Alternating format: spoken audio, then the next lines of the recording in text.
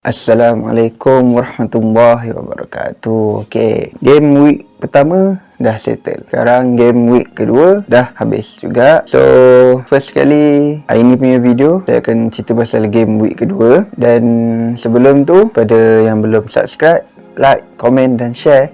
Jangan lupa subscribe, like Nak komen apa boleh komen dan share kepada orang lain. Okay, so selamat pagi, selamat petang, selamat tengah hari, selamat malam kepada semua. Okay, kita pergi terus pada topik, iaitu EPL Game Week kedua. 10 perlawanan saya akan huraikan sedikit demi sedikit, tak secara terperinci tapi sedikit demi sedikit lah. Dan kita lupakan apa yang telah terjadi pada Game Week yang pertama yang lalu. Walaupun fans-fans tim Meriam masih meratapi dan mengingati akan peristiwa yang melukakan hati mereka, namun perjalanan masih jauh. Banyak lagi game, ada 30 lebih lagi game. So relax, okay, relax. Game yang pertama untuk Game Week second ni, pertemuan di antara Liverpool the Great versus Burnley. Game ini saya memang dah jangka awal yang Liverpool akan menang dengan mudah. Maybe dengan jaringan yang besar juga, kerana apa yang saya nampak, Liverpool ada satu confident level yang tinggi untuk musim ini kerana atas dua faktor. Yang pertama, ketua padang dia dah kembali, itu satu. Dan yang kedua, saya nampak based on performance team and individual player pada game yang pertama dan game yang kedua, saya boleh katakan yang musim ini mungkin tiada masalah untuk Liverpool kembali memegang trofi EPL. Tetapi jika ada beberapa player yang injured, dekat situ kita boleh nilai balik lah apa yang akan terjadi pada Liverpool kemudiannya. Sebab ada pengalaman dekat Liverpool sendiri, iaitu Virgil van Dijk yang injured pada tahun lalu, musim lepas. Dan kita boleh tengok yang satu musim tu Liverpool agak kacau bilau gila dari segi attacking, midfield sampailah defensif. Diego Jota, Mohamed Salah dan Sadio Mane membuktikan yang attacking line Liverpool masih lagi kuat dan sentiasa berbahaya apabila memegang bola. Buktinya kita boleh tengok yang beberapa gerakan yang menarik dan berbahaya dilakukan oleh ketiga-tiga ni untuk game kedua ini. Dan kita boleh tengok juga yang defensif Burnley agak goyang sikit lah. Dan dapat kita lihat lagi ketara bila gol kedua yang dijaring oleh Sadio Mane apabila tiada langsung player Burnley yang rapat dan cuba untuk intercept bola itu dengan awal. Keputusannya Liverpool 2, Burnley 0. Okey, kita pergi kepada game yang kedua, iaitu pertembungan di antara Aston Villa dan Newcastle United yang berkesudahan. Aston Villa menang 2 ke atas Newcastle United. Untuk game ni jujur saya cakap yang saya expect yang Newcastle United akan menang untuk game ini, sama ada menang mudah ataupun menang tipis, tapi janji menang lah. Sebab kalau kita tengok peratusan besar untuk Newcastle menang ada banyak berbanding dengan Aston Villa. Kenapa saya cakap macam tu? Sebab Newcastle ada player-player yang banyak kelebihan. Contohnya Saint-Maximin, kelebihannya kelajuan, feeding, kawalan bola yang baik. Begitu juga dengan Callum Wilson, shooting dia not bad, boleh tahan. Tambah pula dengan kedatangan Joe Willock, player muda Arsenal yang hebat dalam area center ni. Dan untuk Aston Villa pula, kalau kita tengok ada squad depth tak terlalu solid, tetapi untuk tim-tim yang sederhana seperti Aston Villa, Southampton, Everton, tim-tim yang sederhana sahaja, ianya sudah mencukupi sama ada di subs ataupun di first 11. Kedatangan Danny Ings dari Southampton tak silap saya membantu attacking Aston Villa, kerana Danny Ings dah lama berada dalam suasana EPL ni dalam 4 ke 3 tim tak silap saya, iaitu first dia mula pada Burnley, lepas tu nama dia naik dekat Southampton, dan pergi Liverpool, dan patah balik ke Southampton dan datang ke Aston Villa sekarang lah. Apa yang ada pada Danny Ings ni, saya boleh katakan yang pengalaman dia mahal, banyak pengalaman dia terlalu lama di EPL. So dia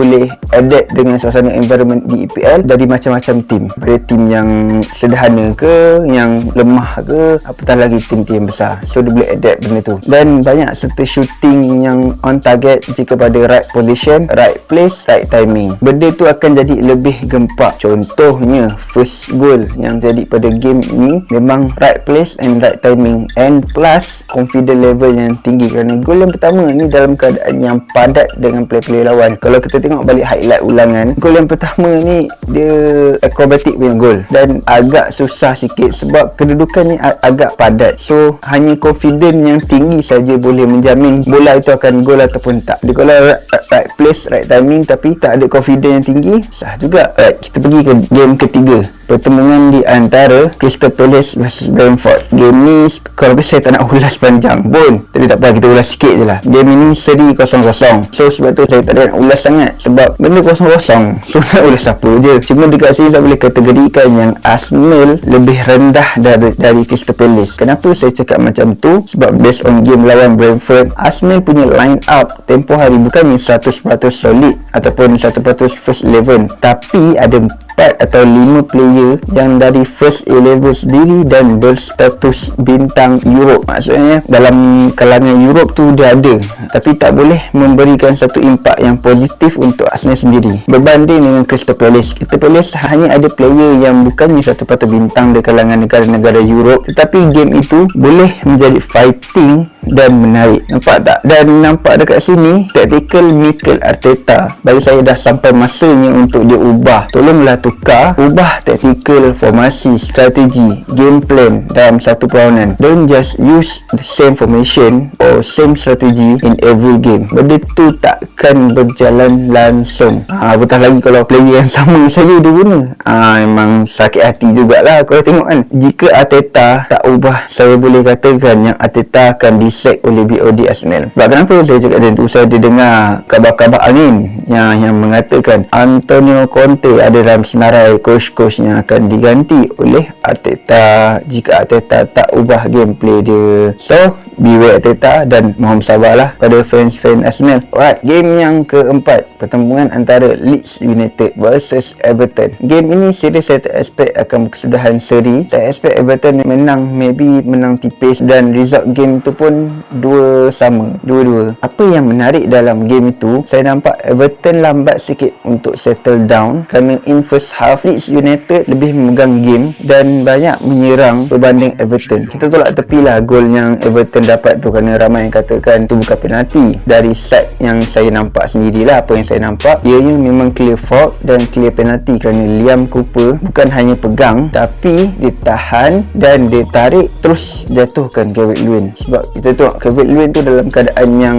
tak boleh nak bergerak langsung. Bukannya tak cuba nak bergerak tapi tak boleh gerak langsung, dan bukannya diving ataupun berlakon jatuh ke apa ke, tapi apa yang saya nampak memang clear fault lah. Cuma saya pelik, ada juga yang kata benda tu tak fault kan. Tak apalah, dan saya agak kecewa sedikit dengan performance gameplay Everton yang ambil lewa saja kerana based on first half attacking dari Everton kita boleh tengok ada 2 kali je tak silap saya dah lambat settle down, dan bila masuk ke minit 50 kita baru tengok Everton nampak menjadi untuk attack. Gol yang dijaringkan oleh Demarai Gray itu satu gol yang tak bersedia sebenarnya, dan agak terkejut gol tu sebab gol tu bukannya dalam posisi yang betul untuk shooting dan posisi yang betul untuk buat turning. Ni 2 part kat situ. Dan Yerry Mina dan Patrick Bamford ni ibarat macam anjing dan kucing lah. Aduh, kenapa saya cakap macam tu? Kerana saya nampak macam Yerry Mina ni terlalu lembek lah dan terlalu manja. Senang cakap, sentuh sikit je dah jatuh. Ada part yang kelakarnya bila Yerry Mina dia tertolak bola tu laju dan dia cuba untuk kejar bola tu, dan belakang dah ada Patrick Bamford, tapi disebabkan badan dia besar dan dia agak berat, so senang dia Bamford tu potong bola tu. Dan saya rasa kat situ patutlah Barca jual dia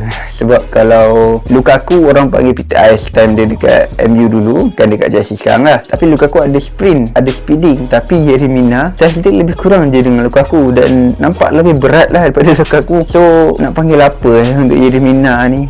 So jangan lupa komen lah, santai saja. Okay, part game yang kelima, Manchester City versus Norwich City. Untuk game ni memang tak payah ulas banyak kot, memang terang lagi bersuluh. Kita boleh tengok yang MC pegang game even dari awal sampailah match mula. Saya jangka yang MC akan menang dengan jumlah yang besar, maybe 3 ataupun 4 ataupun 5 tentulah, dan betul tekan saya dia menang besar. Cuma apa yang saya boleh cakapkan, yang MC still lagi boleh pergi dengan tactical false 9 tactical ni yang dibawa oleh Pep Guardiola, asalkan second line dalam formation tu iaitu midfielder diorang tu berfungsi dengan baik, sama ada Kevin De Bruyne, Gundogan, Bernardo Silva, even Jack Grealish sekalipun, kalau bahagian tengah tu berfungsi dengan baik dan menjadi, saya rasa untuk tactical false 9 ni masih boleh pergi. Cuma kenalah sign seorang striker yang ada pun boleh main wing dan boleh duduk kat sub. Untuk game ni agak terkejut lah sebab Pep Guardiola meletakkan Gabriel Jesus di wing bukannya di number 9. Yelah, sebab Gabriel Jesus ni seorang striker, tapi susah juga Gabriel Jesus ni sebab dia banyak main sub je. Even sekarang pun dah Aguero dah tak ada pun, dia banyak main sub je. Ferran Torres main atas, main striker. Tapi kalau kita tengok impact yang dibawa oleh Gabriel Jesus untuk game ni, not bad jugalah.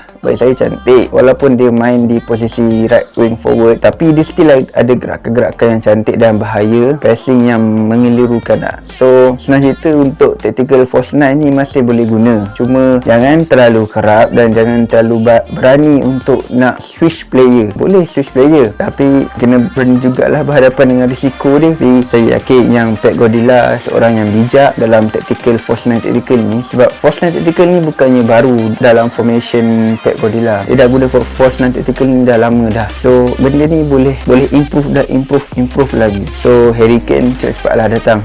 Okay, habis untuk 5 game. So saya akan buat part 2 insya-Allah. So jangan lupa untuk like, subscribe, komen dan share pada yang lain. Okay, saya terpaksa buat 2 part. Okay, so jangan lupa teruskan menonton dan teruskan support Twitch Studio. Terima kasih. Assalamualaikum. Kita jumpa balik nanti.